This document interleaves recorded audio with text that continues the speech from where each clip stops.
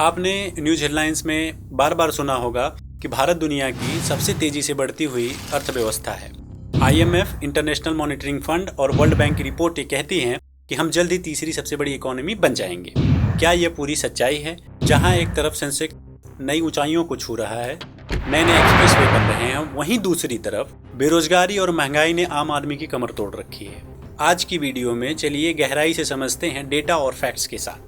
भारत की GDP 3.5 trillion को पार कर चुकी है।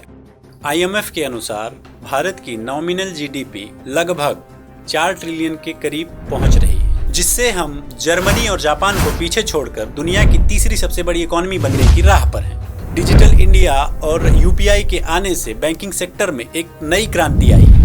आज भारत दुनिया का बैक ऑफिस ही नहीं बल्कि मैन्युफैक्चरिंग हब बनने की कोशिश कर रहा है, चाहे वो एप्पल के आईफोन्स हों या सेमीकंडक्टर चिप।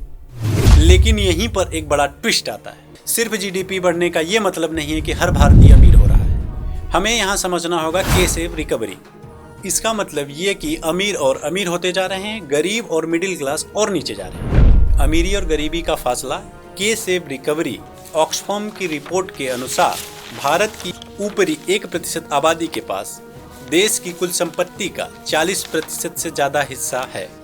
वहीं नीचे की 50% आबादी के पास केवल 3% संपत्ति है। Centre for monitoring Indian economy के डेटा के अनुसार भारत में बेरोजगारी की दर अभी भी चिंता का विषय बनी हुई है। हर वर्ष लाखों इंजीनियर्स और ग्रेजुएट्स निकलते हैं।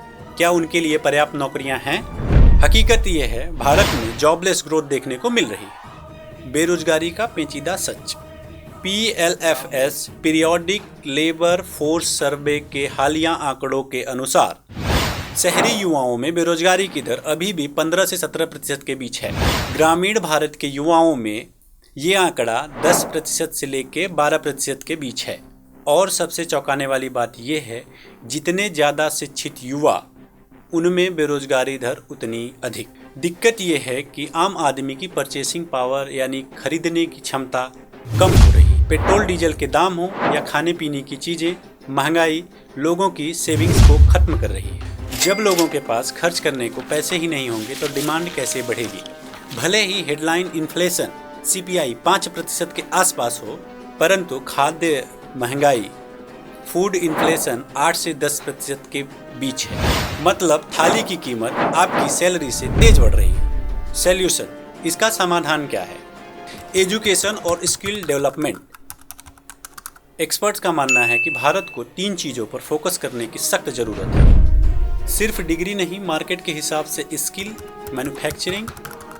हमें चाइना की तरह बड़े पैमाने पर फैक्ट्रियां लगानी होंगी ताकि लाखों लोगों को रोजगार मिल सके। ईज ऑफ डूइंग बिजनेसेस, छोटे व्यापारियों MSMEs के लिए नियमों को आसान बनाना होगा। भारत के पास एक बहुत बड़ा सुअवसर है, हमारा डेमोग्राफिकल डिविडेंड। हमारे पास दुनिया की सबसे बड़ी युवा आबादी है, लेकिन अगर हमने सही समय पर सही नीतियां नहीं अपनाई तो यही अवसर हमारे लिए आपदा बन सकता है। सरकार को हेडलाइन से हटकर ज़मीनी हकीकत पर ध्यान देने की आवश्यकता है। आपको क्या लगता है? क्या आपकी लाइफ में पिछले 5 वर्षों में आर्थिक सुधार हुआ है? हाँ या ना? कमेंट में बताएं। जय हिंद।